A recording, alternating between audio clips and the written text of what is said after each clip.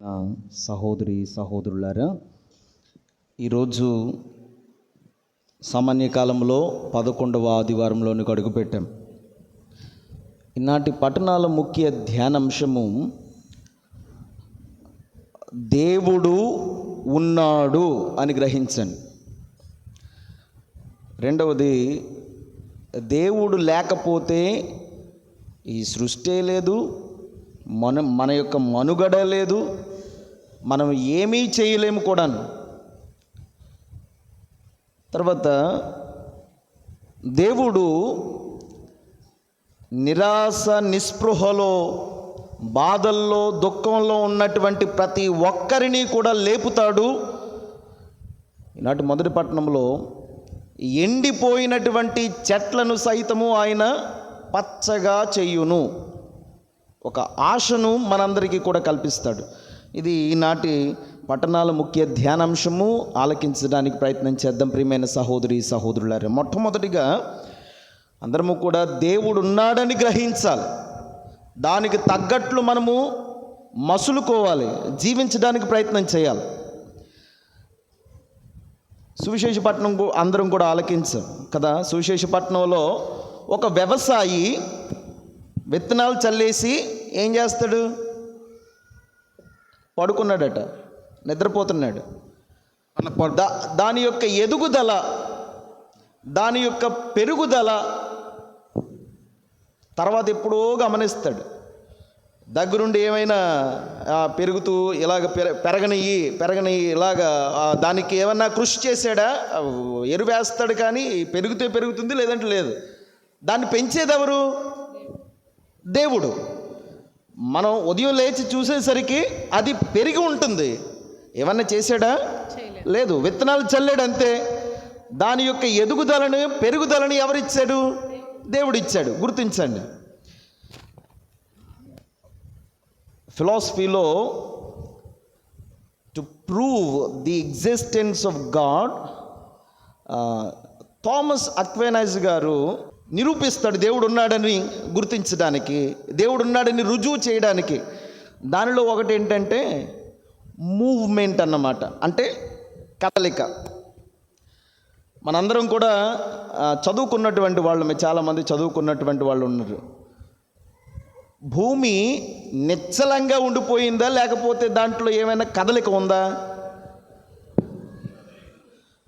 నువ్వు నేను ఏమన్నా కదుపుతున్నామా? దాన్ని మనం ఏమన్నా కదుపుతున్నామా? ఏ వస్తువైనా సరే ఇలా కదలాలంటే ఎవరో ఒకరి ప్రోద్బలం ఉండాలి, అవునా కదా? ఎవరో ఒకరి ఇంటర్వెన్షన్ ఉండాలి. ఈ వస్తువు ఇలా కదిలిందంటే నేను తోసాను కాబట్టి కదిలింది. భూమి తనంతట తాను తిరుగుతుంది అంటే ఎవరో ఉండాలి కదా. ఎవరది? Praise the Lord. యేసువా వందనం. అదొక్కటే కాదు, ఈ భూలోకంలో ఉన్నటువంటి ప్రతి వస్తువు కూడా ఒక స్థానంలో ఉందంటే దేవుడు ఏర్పాటు చేసినటువంటిది. అది దేవుడు వలనే కలిగింది అని మనం అందరం గుర్తుపెట్టుకోవాలి. ఈరోజు మొక్కల్ని మనం చూస్తే ఏదో మనం నాటేసామంతే, దాని ఎదుగుదల ఎవరిచ్చారు? దేవుడు. ప్రియమైన సహోదరి సహోదరులారా, మనం అందరం కూడా గుర్తించాలి, గమనించాలి. ఇక దేవుడు మనలందరినీ కూడా ఒక మొక్క వలె నాటేశారు, ఒక విత్తనము వలె నాటారు భూమిలో. మనము ఎదుగుతూ ఉన్నాం. మన ఎదుగుదలకి కారణం దేవుడు. అయితే ఈ ఎదుగుదలలో ఎన్నో ఆటంకాలు వస్తాయి, ఎన్నో బాధలు వస్తాయి, ఎన్నో కష్టాలు వస్తాయి. అయితే ఈరోజు దేవుడు వాగ్దానం చేస్తున్నాడు కదా, మీరు నిరాశ నిస్పృహల్లో, బాధల్లో, కష్టాల్లో ఉంటే నేను ఆదుకుంటాను. కీర్తనల గ్రంథం తీయండి ఒకసారి. కీర్తనలు, ప్రభుని యొక్క వాగ్దానం చూద్దాం. కీర్తనలు 9:9 వచనం చదవండి. కీర్తనలు 9. ప్రభువు పీడితులకు దుర్గము వంటివాడు. మళ్ళా చదవండి అమ్మా. ప్రభువు పీడితులకు దుర్గము వంటివాడు. ఆపదలో ఉన్న వారికి ఆశ్రయస్థానము, వాగ్దానం. తర్వాత 18వ వచనం చదవండి అమ్మ. అక్కరలో ఉన్న వారిని, అవసరములో అక్కరలో ఉన్నటువంటి వారికి ప్రభువు ఎన్నడను మరిచిపోడు. అతడు అతడు పీడితుల ఆశలనేనాడును వమ్ము చేయడు. ఇది దేవుని యొక్క వాగ్దానం. గుర్తుపెట్టుకోండి, దేవుడు మిమ్మల్ని నాటాడంటే దానికి ఒక రైతు ఒక విత్తనము నాటాడంటే దానికి నీరు పోస్తాడు, దాని ఎదుగుదలలో సహాయపడతాడు. ఏమైనా వంకట్టెంకరగా ఎదుగుతూ ఉంటే నిలువుగా ఎదగడానికి ఎంతగానో ప్రయత్నం చేస్తాడు, ఎరువేస్తాడు. మనల్ని కూడా దేవుడు ఈ విధంగానే నాటాడు, ఈ భూలోకంలో నాటాడు. ఆయన మనల్ని చూసుకోడా? మనల్ని ఈ విధంగానే విడిచిపెట్టేస్తాడా? బాధలు కష్టాలు వచ్చినప్పుడు మనల్ని మీ చావు మీరు చావండి అని విడిచిపెడతాడా? లేదు. గుర్తుపెట్టుకుందాం ప్రియమైన సహోదరి సహోదరులారా, నిరాశపడవద్దు, నిస్పృహలో ఉండొద్దు, బాధపడనవసరం లేదు. నా వెనుక నా దేవుడు ఉన్నాడు, ఆదుకుంటాడు అనేటువంటి నమ్మకం మనందరికీ ఉండాలి.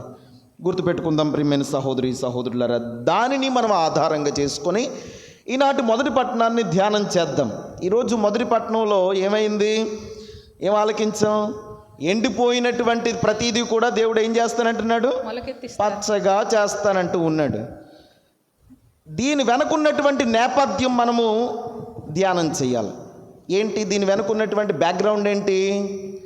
ఈ నేపథ్యం ఏమిటి అంటే, మొదటి పట్టణం వెనుకున్నటువంటి నేపథ్యము, సొలొమోను మహారాజు చనిపోయిన తర్వాత రాజ్యము 2 భాగాలుగా విడిపోయింది. ఒకటి నార్దర్న్ కింగ్డము, రెండవది సదర్న్ కింగ్డమ్ అంటారు. ఉత్తర భాగాన ఇజ్రాయేలు రాజ్యంగా విడిపోయింది, దక్షిణ భాగాన యోధా రాజ్యంగా విడిపోయింది. ఈ 2 రాజ్యాలకి కూడా రాజధాని యెరూషలేము, క్యాపిటల్ యెరూషలేము. ప్రియమైన సహోదరి సహోదరులారా, అయితే ఏమైంది? ఈరోజు మనం చూస్తూ ఉన్నాం, యెహెజ్కేలు ప్రవక్త అప్పటికి ఆయన పుట్టాడు, యెరూషలేములో పుట్టాడు. ఆయన ఒక యోధా అర్చకుడ కొడుకు. ఈయన పుట్టేసరికి అసిరియా రాజ్యము ఇజ్రాయేల్ రాజ్యాన్ని, అంటే సదర్న్ కింగ్డమ్, ఈ నార్దర్న్ కింగ్డమ్ ఇజ్రాయేల్ రాజ్యాన్ని మొత్తం నాశనం చేసేసాడు, సర్వనాశనం చేసేసాడు. అక్కడ ఉన్నటువంటి ప్రజలందరినీ కూడా బబిలోనియాకు బానిసలుగా తీసుకుని వెళ్ళిపోయాడు. ఇంకా ఏ రాజ్యం మిగిలింది? యోధా రాజ్యం, సదర్న్ కింగ్డమ్ మిగిలిపోయింది. అయితే ఇక్కడ అక్కడి నుండి కూడా కొంతమందిని తీసుకుని వెళ్ళిపోయాడు. ఎప్పుడు? యోధా రాజ్యాన్ని యెహోయాకీను పరిపాలిస్తూ ఉన్నాడు. అప్పుడు నెబుకద్నెజర్ రాజు యోధా రాజ్యములో ఉన్నటువంటి కొద్ది మంది ప్రజలను మాత్రమే తీసుకెళ్ళాడు. ఎవరిని? రాజుని, తర్వాత బాగా నైపుణ్యం ఉన్నటువంటి ప్రజలను తీసుకుని వెళ్ళాడు, టాలెంటెడ్ పీపుల్ అన్నమాట. ఎందుకు? వాళ్ళ యొక్క ఆలోచనలు బట్టి వారి రాజ్యం బాగా ఎదుగుతుంది. ఎవరైతే బాగా టాలెంటెడ్ ఉన్నారో, ఎవరైతే బాగా నైపుణ్యం కలిగి ఉన్నారో వాళ్ళని తీసుకుని వెళ్ళిపోయాడు. చిన్న చితక పేదవాళ్ళని, ఎందుకు పనికిరన్నటువంటి వాళ్ళని విడిచిపెట్టేశారు. అందుకని రెమినెంట్స్ అంటారనమాట. యోధా రాజ్యంలో కొంతమంది మిగిలిపోయారు. అయితే ప్రియమైన సహోదరి సహోదరులారా, అప్పుడు ఎత్తుకొని పోబడినటువంటి బబిలోనియాకు బానిసలుగా వెళ్ళిపోయినటువంటి, తీసుకుని వెళ్ళబడినటువంటి ఆ ప్రజల్లో ఈ యెహెజ్కేలు ప్రవక్త కూడా ఉన్నాడనమాట. ఒకడు బానిసగా ఎత్తుకొని పోబడ్డాడు. దేవుడు కొద్ది సంవత్సరాలకి యెహెజ్కేలు ప్రవక్తను ప్రవక్తగా ఎన్నుకొని, ఇదిగో నా మాటగా ప్రజలకు చెప్పు, వాళ్ళు కనుక వారు చేసినటువంటి పాపానికి గాను పశ్చాత్తాపపడి నన్ను విధేయిస్తే బబిలోనియా నుండి నేను వాళ్ళని విడిపిస్తాను. వాళ్ళు అనుభవిస్తున్నటువంటి శిక్ష దేనికోసం? చేసిన పాపానికి. బబిలోనియా, నెబుకద్నెజర్ రాజు, ఈ రాజులందరూ కూడా వాళ్ళని బానిసలుగా ప్రవాసంలోని తీసుకుని వెళ్ళిపోయారు. చేసిన పాపానికి గాను ప్రవక్తను పంపించాడు, పశ్చాత్తాపపడి తిరిగి వస్తే మిమ్మల్ని విడిపిస్తాను.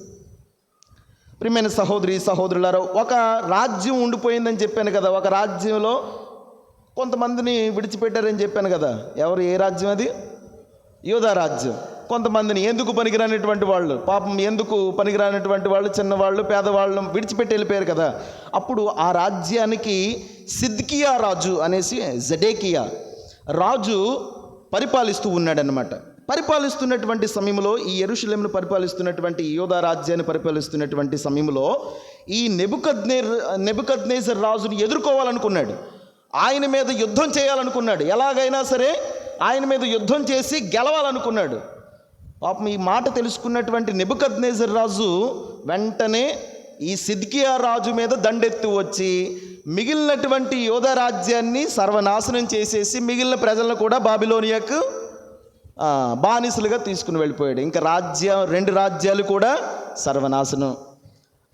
ప్రజలందరికీ కూడా ఏదో కొద్దో గొప్ప ఆశ ఉండేది. బబిలోనియాలో ఆ బానిసలుగా ఉంటున్నటువంటి ప్రజలకు కొద్దో గొప్ప ఆశ ఉండేది.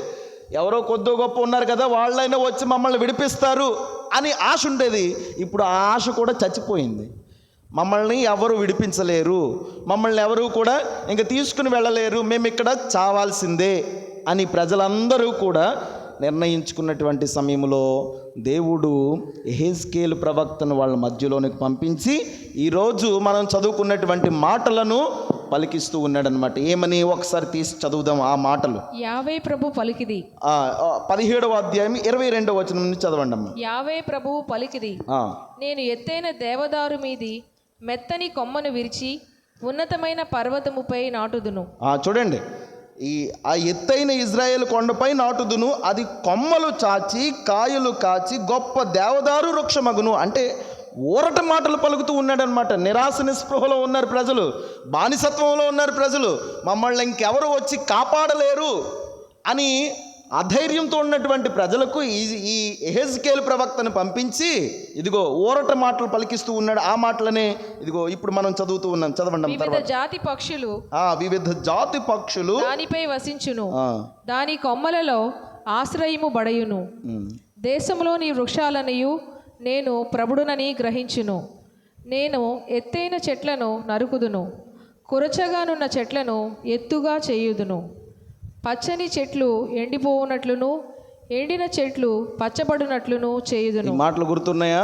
పచ్చని చెట్లు ఎండిపోతాయి, శత్రురాజ్యం అంతా కూడా నాశనం అయిపోతుంది. భయపడకండి. ఇప్పుడు ఎండిపోయినటువంటి బానిసత్వంలో ప్రవాసంలో ఉన్నటువంటి మీరందరూ పచ్చగా ఉంటారు. మీ జీవితాలు పచ్చబడతాయి, ఇప్పుడు ఆనందాన్ని అభ్యుదయాన్ని పొందుతాయి అని ఈ యెహెజ్కేలు ప్రవక్తను పంపించి దేవుడు ఊరట మాటలు పలికిస్తూ ఉన్నాడు. Praise the Lord. యేసువా వందనం, యేసువా స్తోత్రం. ప్రియమైన సహోదరి సహోదరులారా, తర్వాత అందుకనే యెహెజ్కేలు ప్రవక్త ఇంకను ఈ ఊరట మాటలు పలుకుతున్నాడు కదా. యెహెజ్కేలు గ్రంథము 37వ అధ్యాయము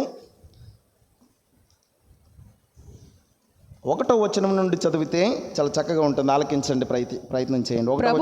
5వ వచనం వరకు చదవండి. ప్రభువు సాన్నిధ్యము నన్ను ఆవేశించును, అతని ఆత్మ నన్ను కొనిపోయి ఎముకలతో నిండిన లోయ నడుమ దింపెను. అంటే చూడండి, ఎముకలన్నీ ఎక్కడ ఉంటాయి? చచ్చిన శవాల దగ్గర ఉంటాయి, అవునా కదా? చచ్చిన శవాల దగ్గర ఆ సమాధుల్లో ఉన్నటువంటి ఎండిన ఎముకలు ఎందుకు పనికిరావు? ఇంకా దాంట్లో జీవం లేదు. అటువంటి వాళ్ళ దగ్గరకు ఈ యెహెజ్కేలు ప్రవక్తను పంపించి ఏమంటున్నాడు ఆలకించండి. అతడు నన్ను ఆ లోయలో అటూ నిటూ త్రిప్పెను, దాని నిండా ఎండిన ఎముకలు కలవు. అతడు, నరపుత్రుడా, ఈ అస్థికలు మరలా జీవింపగలవా అని నన్ను అడిగాను. నేను, యావే ప్రభు, ఆ సంగతి నీకే తెలియను అని అంటిని. ఆలకించారా? ఎండిన ఎముకల్లో జీవం వస్తుందా? మరలా బ్రతుకుతారా? చచ్చిన శవాలు మళ్ళీ బ్రతుకుతాయా? బ్రతకో అని ఈ దేవుడు అడుగుతున్నాడు అనమాట. బ్రతుకుతాయా అంటే అది నీకే తెలుసు ప్రభు అని దేవుని విడిచిపెట్టాడు. 4వ వచనం. అతడు నాతో, నీవు ఈ అస్థికులకు ప్రవచనము చెప్పుము, ఎండిన ఎముకలతో మీరు ప్రభువు పలుకులు ఆలింపుడని చెప్పుము. యావే ప్రభునైన నేను వీనితో ఇట్లు చెప్పుచున్నాను, నేను మీలోనికి ఊపిరిని పంపుదను, మీరు మరలా జీవింతురు. చూసారా? మీలోనికి మరలా ఎండిన ఎముకల్లోనికి ఊపిరి పంపిస్తాడట, మరలా అవి జీవాన్ని పొందుకుంటాయంట. ఎంత ఊరట మాటలో చూడండి. చచ్చిన శవాలను సైతము ప్రభువు లేపుతానంటున్నాడు. అంటే కృంగిపోయినటువంటి వాళ్ళు, నిరాశ నిస్పృహలో ఉన్నటువంటి వాళ్ళు, బాధల్లో మ్రగుచున్నటువంటి వారికి ప్రభువే ఆధారం, మరలా జీవాన్ని ఇస్తాడు. ఈ మాటలను గుర్తుపెట్టుకుందాం. ప్రియమైన సహోదరి సహోదరులారా, నేను మీకు నరములను కండరములను వసగి మీపై చర్మమును పొదుగుదును, మీకు ఊపిరి నొసగి మీరు మరలా బ్రతుకున్నట్లు చేయుదును, అప్పుడు మీరు నేను ప్రభువునని గ్రహింతురు. గట్టిగా చప్పట్లు కొట్టి దేవునికి స్తోత్రం చెబుతాం. ఇది ఒక్క ప్రభువునికి మాత్రమే సాధ్యం. చచ్చినటువంటి వాళ్లను, జీవం లేనటువంటి వాళ్ళకి జీవాన్ని ఇచ్చేటువంటి వాడు మన ప్రభువు. ఇజ్రాయేలు ప్రజలు అలాగే ఉన్నారు, బానిసత్వంలో మ్రగ్గుతూ ఉన్నారు. ఇంకా మమ్మల్ని వచ్చి కాపాడేటువంటి వారు ఎవ్వరు లేరు అని నిరాశలో ఉన్నటువంటి వారికి యెహెజ్కేలు ప్రవక్త ఈ వచనాలు చెబుతూ ఉన్నాడు. తర్వాత యెహెజ్కేలు గ్రంథంలోనే మరలా ప్రవక్త చెబుతూ ఉన్నాడు, 40వ అధ్యాయము 5వ వచనము. దీని యొక్క అంతరార్థం నేను చెప్తాను, ఆలకించండి. నేను దేవాలయమును దాని చుట్టూ ఉన్న గోడను చూచితిని. ఆ మనుష్యుడు 10 అడుగుల పొడవు గల తన కొలబద్దతో గోడను కొలిచెను. దాని ఎత్తు మందము కూడా 10 అడుగులు. అంతటా అతడు తూర్పు ద్వారము నద్దకు వెళ్ళి, అది మొత్తం ఒక్క నిమిషం ఆలకించండి, మొత్తం చదివితే ఇంటికి వెళ్ళిన తర్వాత చదువుకోండి. దీని యొక్క ముఖ్య అర్థం ఏమిటి అంటే, దేవాలయ ద్వారం గుండా ప్రవహించేటువంటి జలము మృత సముద్రంలోకి వెళ్ళి కలుస్తుంది. ఈ మృత సముద్రం అంతా కూడా, మృత సముద్రంలో ఏ నీళ్ళు ఉంటాయి? డెడ్ సీలో ఉప్పు నీళ్ళు, ఎందుకు పనికిరాని నీళ్లు. అయితే దేవాలయ ద్వారం గుండా ప్రవహించేటువంటి నీళ్లు వెళ్ళి ఈ మృత సముద్రంలో కలిసేసరికి ఈ ఉప్పు నీళ్ళన్నీ కూడా ఏమైపోతున్నాయంట? మంచి నీళ్ళుగా మారిపోతున్నాయంట. దాంట్లో ఉన్నటువంటి చేపలన్నీ కూడా బ్రతుకుతున్నాయంట. ఈ దేవాలయ ద్వారం గుండా ప్రవహించేటువంటి నీళ్లు ఏ పొలాలు గుండా వెళుతూ ఉన్నాయో, పొలాల చుట్టూ, పొలాల ప్రక్కన, ఆ గట్లు పక్కన ఉన్నటువంటి చెట్లు మరలా జీవాన్ని పోసుకుంటున్నాయంట. ప్రియమైన సహోదరి సహోదరులారా, యెహెజ్కేలు ప్రవక్త ఊరట మాటలు పలుకుతూ ఉన్నాడు. ఇజ్రాయేలు ప్రజలలో, యోధా ప్రజలలో ఎక్కడ లేనటువంటి సంతోషం, మా దేవుడు మరలా మమ్మల్ని కరుణించాడు, మమ్మల్ని మరలా విడిపిస్తాడు అనేటువంటి నమ్మకం వాళ్ళలో కలిగింది. ఈరోజు మొదటి పట్టణం యొక్క ముఖ్య సందేశము, ప్రియమైన సహోదరి సహోదరులారా, ఒక పాట ఉంటుంది కదా, జీవనదిని నా హృదయములో ప్రవహింపచేయుమయ్యా. అందరూ పాడండి, తెలిసిన పాట కాబట్టి. జీవనదిని నా హృదయములో ప్రవహింపచేయుమయ్యా. ఎండిన ఎముకలు, ఎండిన ఎముకలు, ఎండిన ఎముకలన్నీ మళ్ళీ జీవింపచేయుమయ్యా. మరొకసారి, ఎండిన ఎముకలన్నీ మళ్ళీ జీవింపచేయుమయ్యా. నీ శ్వాసను శక్తితో లేపుమయ్యా. యేసువా వందనం, యేసువా స్తోత్రం, యేసువా ఆరాధన. అందుచేత అందరము కూడా ధైర్యాన్ని పుంజుకుందాం, ధైర్యాన్ని పొందుకుందాం. మన దేవుడున్నాడు. ఎండిపోయినటువంటి మన జీవితాల్లో మరలా జీవాన్ని పోస్తాడు. ఎండిపోయినటువంటి చెట్ల వలె మనం ఉన్నాం, అప్పులు బాధలు అనేటువంటి ఎండిన చెట్టుల్లాగా మనం ఉన్నాం. భయపడకండి, మరలా మీలో జీవం పోస్తాడు. కుటుంబ సమస్యలు అనేటువంటి ఎండిపోయిన చెట్ల వలె మనం ఉన్నాం. భయపడకండి, మరలా జీవాన్ని వేస్తాడు మీలోను. ఎన్నో సమస్యలతో, ఎన్నో కష్టాలతో, ఇబ్బందులతోటి కొట్టుమిట్టాడుతూ ఉన్నాం. ప్రవాసంలో ఉన్నటువంటి ఇజ్రాయేలు ప్రజల్లాగా ఉన్నామా? భయపడకండి, ప్రభు అభయహస్తాన్ని ఇస్తూ ఉన్నాడు. ఈరోజు ధైర్యాన్ని పుంజుకుందాం. దేవుడు ఎప్పటికైనా మనల్ని కరుణిస్తాడు, నన్ను ఖచ్చితంగా కాపాడుతాడు అనేటువంటి నమ్మకం మనం కలిగి ప్రార్థించడానికి ప్రయత్నం చేద్దాం. యెషయా గ్రంథము 55వ అధ్యాయము 6వ వచనములో ఊరట పలుకులు మనకి కనిపిస్తూ ఉన్నాయి. యెషయా గ్రంథము 55వ అధ్యాయము 6వ వచనము చదవండి, ఆలకించండి. ప్రభువు దొరుకునప్పుడే ఆయనను వెదకుడు, ఆయన చేరువలో ఉన్నప్పుడే ఆయనకు ప్రార్థన చెయ్యుడు. గుర్తుపెట్టుకోండి, కష్టంలో ఉన్నప్పుడు, ఇబ్బందుల్లో ఉన్నప్పుడు ప్రభు మన దగ్గరే ఉన్నాడు, మన ప్రక్కనే ఉన్నాడు, మన చేరువలోనే ఉన్నాడు. మనం వెళ్ళి ఏం చేయాలి? వెళ్ళి ప్రార్థన చేయాలి. వాక్యం అదే చెబుతూ ఉంది. నిరాశ నిస్పృహలో ఉన్నప్పుడు ఇంట్లో అలా మ్రగ్గిపోవడం కాదు, నీ బాధను వచ్చి ప్రభువుకి చెప్పుకో. ఆయన చెరువులో ఉన్నప్పుడే వచ్చి ఆదుకోమని చెప్పు. ఇర్మియా గ్రంథము 29వ అధ్యాయము 13వ వచనము. ఇర్మియా గ్రంథము 29:13. మీరు పూర్ణ హృదయముతో నన్ను వెదకుదురు, నేను మీకు దొరుకుదును. ఆయన వెదకండి. కష్టంలో ఉన్నప్పుడు ఆయన వెదకండి, దొరుకుతానంటున్నాడు. బాధల్లో ఉన్నప్పుడు ఆయన దగ్గరికి వెళ్ళండి, నేను మిమ్మల్ని ఆదుకుంటాను అంటున్నాడు. ప్రయత్నం చేద్దాం. రాజుల దినచర్యలు 2వ గ్రంథము 15వ అధ్యాయము 2వ వచనము. అతడు మధ్యలో నుండి మీరు ప్రభు పక్షమున, ఆ వచనాలు చదవండి అమ్మా. 15వ అధ్యాయము 2వ వచనము మధ్యలో నుండి.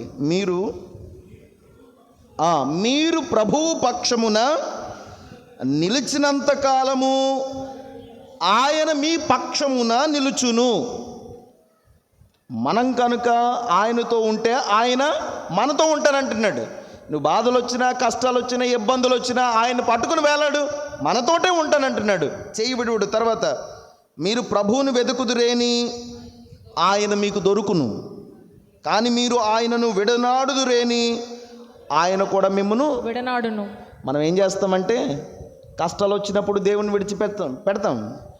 మనకి ఇబ్బందులు వచ్చినప్పుడు, ఇక్కట్లు వచ్చినప్పుడు, కుటుంబ సమస్యలు వచ్చినప్పుడు దేవుణ్ణి ఎక్కడున్నావు అని ప్రశ్నిస్తాం. మనం ఏం చేస్తున్నావు, ఇన్ని బాధలు పడుతున్నాం, ఇంత చచ్చిపోతున్నావు, నువ్వు ఎక్కడున్నావు అని ప్రశ్నిస్తాం దేవుణ్ణి. కొన్నిసార్లు పార్టీలు మార్చేసినట్లు దేవుణ్ణి కూడా మార్చేస్తాం. కొంతమంది ఉన్నారు.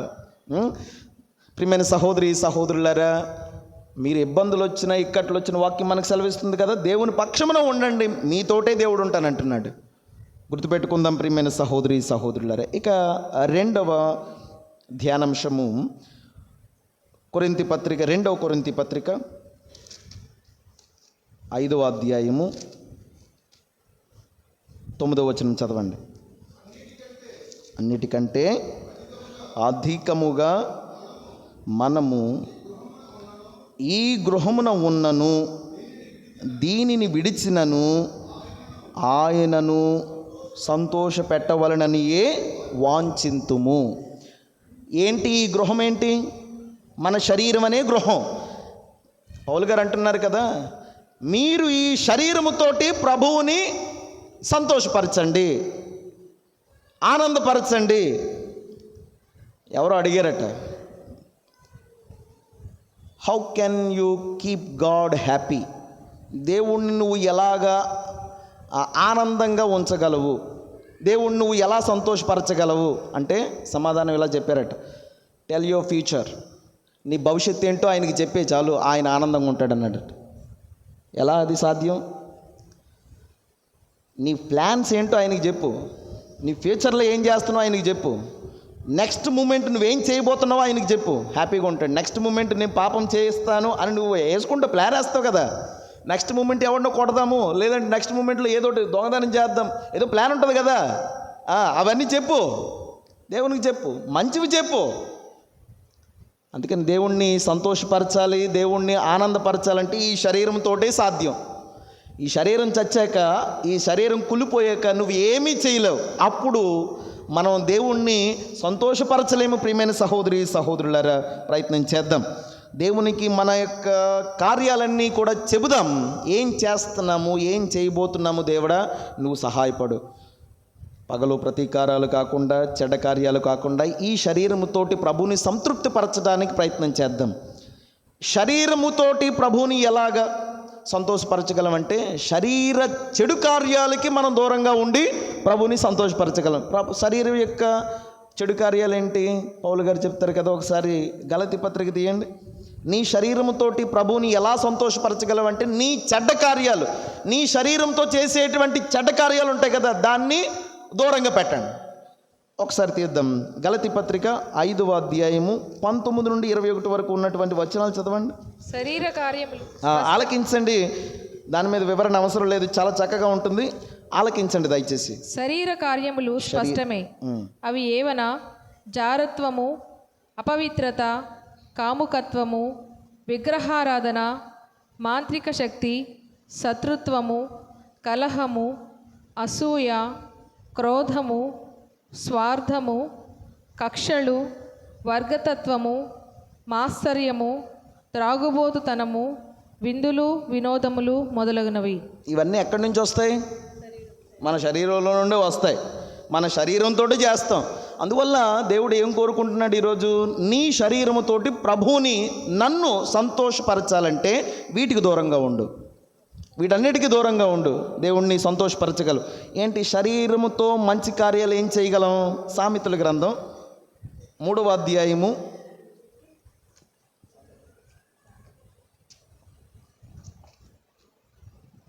27వ వచనం చదవండి.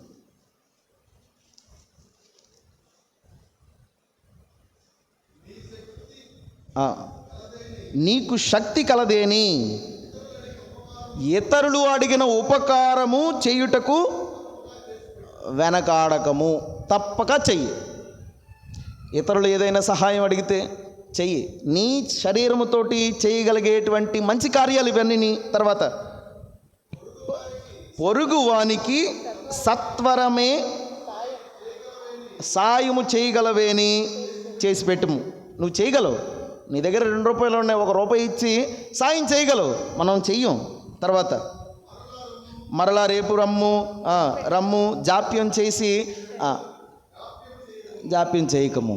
ప్రియమైన సహోదరి సహోదరులారా, గుర్తుపెట్టుకుందాం. మనం చేయగలిగేటువంటి మంచిని చేసి, మన శరీరంతో మంచిని చేసి దేవుణ్ణి సంతోషపరచడానికి ప్రయత్నం చేద్దాం. తర్వాత వచనము, నిన్ను నమ్మి నీ ప్రక్కనే కాపురముండు నీ తోటివానికి గొంతు కోయుటకు అపకారం చేయకము. తర్వాత వచనము, దౌర్జన్యపరుల లాభమును చూచి అసూయ పడకము. 30వ వచనం, నీకు ఏ అపకారము తలపెట్టని నరుని మీదకి నిష్కారణముగా కయ్యమునకు కాలు దువ్వకము. నీ కార్యాలు, నీవు చేయగలిగేటువంటి కార్యాలు ఇవి. నీ పరిధిలో ఉన్నటువంటి కార్యాలు మంచిని చేయగలవు, కానీ చేయలేవు. ఒక పాపం కూడా ఉంది. మంచిని చేయగలిగి కూడా చేయకపోతే పాపమే. మంచిని చేయగలిగి చేయకపోయినా పాపమే. Sin of commission, sin of omission అంటారు. మంచిని చేయగలిగి కూడా చేయకపోతే పాపం. ప్రియమైన సహోదరి సహోదరులారా, నీ శరీరంతో మంచిని చేయగలవు, నీ శరీరంతో చెడును కూడా చేయగలవు. చెడును విసర్జించి మంచిని చేయడానికి ప్రయత్నం చేద్దాం. మన యొక్క ఈ కార్యాలు, ఈ శరీరంతో చేసేటువంటి కార్యాల వల్ల మనకి ఏం జరుగుతుందంటే, అంతిమ రోజున, ఈరోజు పట్టణంలో ఆలకించాం, ఏం జరుగుతుంది? అంతిమ దినాన తుది తీర్పు ఉంటుంది కదా. అప్పుడు ఏమంటున్నాడంటే, ఎవరి కార్యాలను బట్టి వారికి శిక్ష ఉంటుందన్నమాట. ఈ మాటను గుర్తుపెట్టుకోండి. ఎవరి కార్యాలను బట్టి వారికి శిక్ష ఉంటుంది. తల్లిదండ్రులు పాపం చేస్తే, తండ్రి పాపం చేస్తే తల్లికి తగులుతుందా? అదే భార్యకి తగులుతుందా? తగలదు. గుర్తుపెట్టుకోండి. ఒక మాట అంటాం కదా, నీ కర్మ. ఆడి చేసిన పాపానికి ఆడికి శాస్తిది. నిజం అది. ప్రియమైన సహోదరి సహోదరులారు, ఇంకోటి ఏంటంటే, కుటుంబము ఒకవేళ తల్లిదండ్రులు తప్పు చేశారనుకోండి, చూసారా, ఆడి కొడుక్కి తగిలేసింది, అవన్నీ వ్యర్థం, అవి జరగవు. అవి మనం అనుకోవడం అంతే. ఎవరు చేసిన పాపానికి వాళ్ళే శిక్షణ అనుభవిస్తారు. వాక్యం కూడా మనకు సెలవిస్తుంది. యెహెజ్కేలు గ్రంథం తీయండి. యెహెజ్కేలు గ్రంథము 18వ అధ్యాయము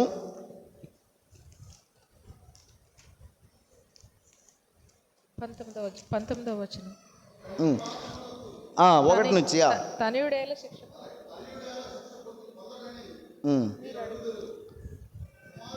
న్యాయ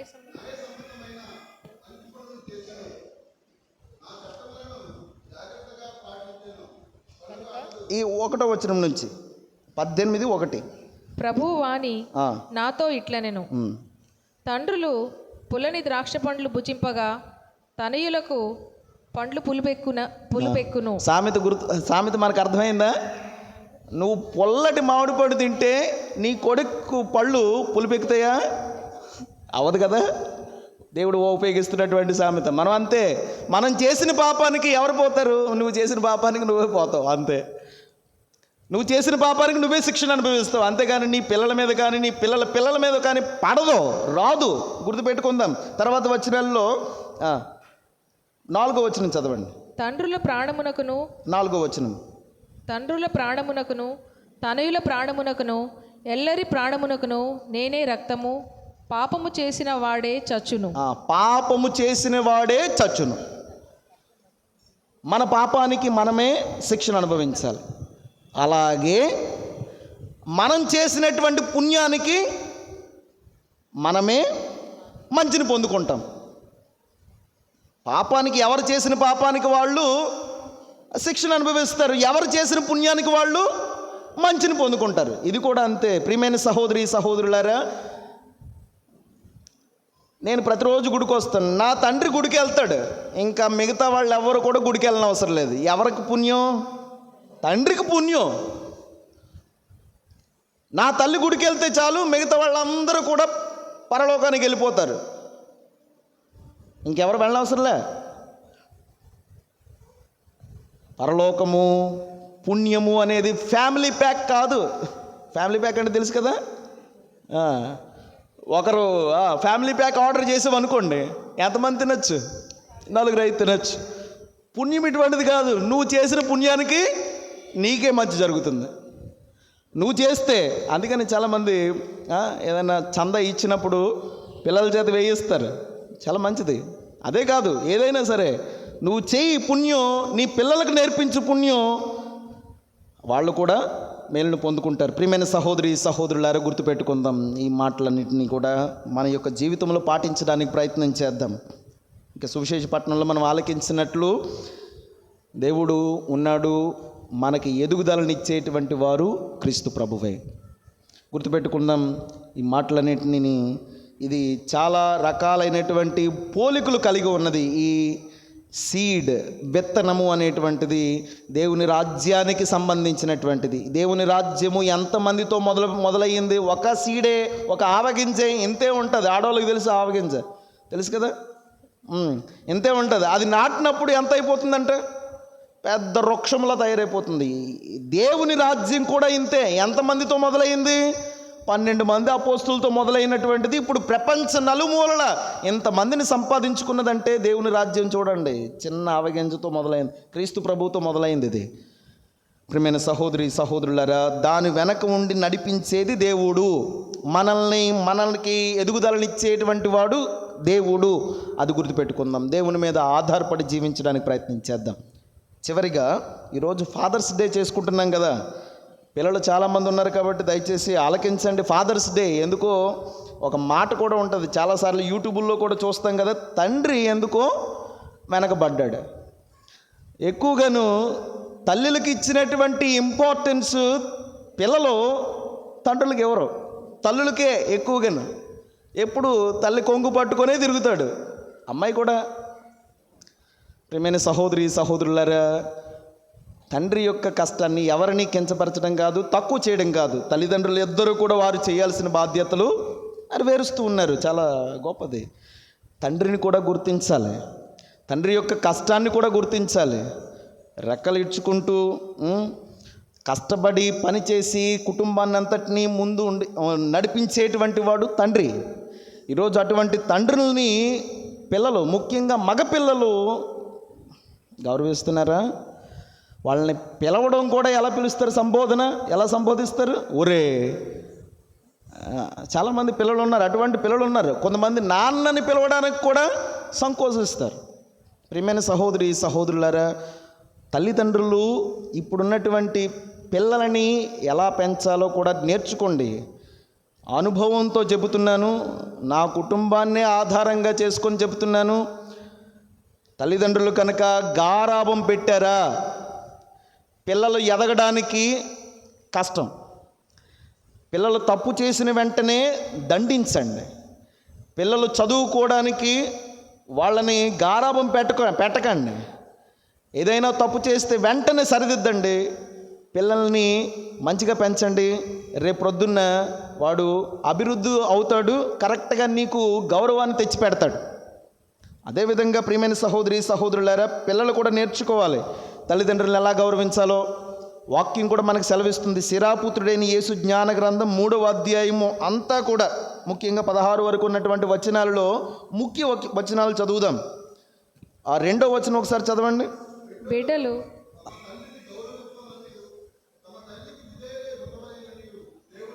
మూడో వచనము 3:3 ఆలకించండి పిల్లలు, ఆలకించండి పిల్లలందరూ కూడా ఆలకించాలా.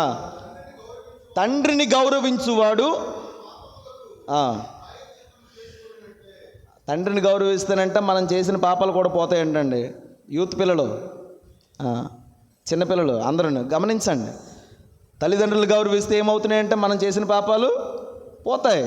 దేవుడు ఇచ్చినటువంటి మాట. తర్వాత రేపు పొద్దున్న నువ్వు కూడా తండ్రి అవుతావు కదా, అప్పుడు నీ పిల్లలు కూడా నిన్ను గౌరవిస్తారు. ఇప్పుడు ఉన్నటువంటి నీ తండ్రిని గౌరవిస్తేని.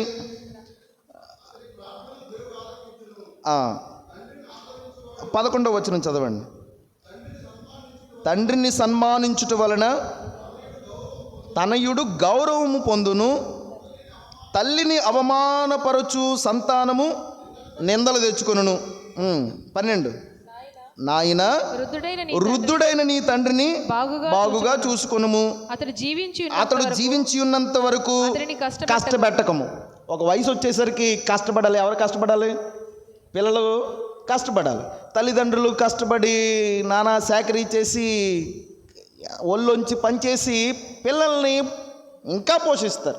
వాడికి పెళ్ళయి వాడు చేయగలిగినప్పుడు కూడా ఇంకా పోషిస్తారు. పంపించండి బయటికి పంపించి కష్టం అంటే ఏంటో తెలియవచ్చేటట్లు చేయండి. వాడికి మన పిల్లలు బాగోవాలని బ్యాంక్ బ్యాలెన్స్ని మెయింటైన్ చేస్తాం, మంచిదే. వాడికి డబ్బు ఎర చూపించకండి. ఇప్పటి నుండే వాడికి డబ్బు ఎర చూపించి వాడు ఎదగడానికి నువ్వు ఆటంకంగా అయిపోతున్నావు. You are a black.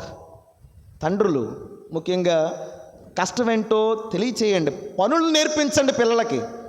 కష్టపడి పనిచేయడు. నువ్వెంత ఇప్పుడు సుఖాన్ని అనుభవిస్తున్నావో, ఎప్పుడు ఈ చిన్నప్పుడు నువ్వు ఎంత కష్టపడి ఉంటావు తండ్రిగా, అదే పిల్లవాడిగా పైకి రావడానికి ఎంత కష్టపడి ఉంటావు, ఎన్ని ఆఫీసులు చుట్టూ తిరిగి ఉంటావు, ఎంత పొలంలో పనిచేసి ఉంటావు తండ్రిగా. మీ కష్టాన్ని మీ పిల్లలకు కూడా తెలియచేయండి. సుఖం ఇప్పుడప్పుడే నేర్పించకండి.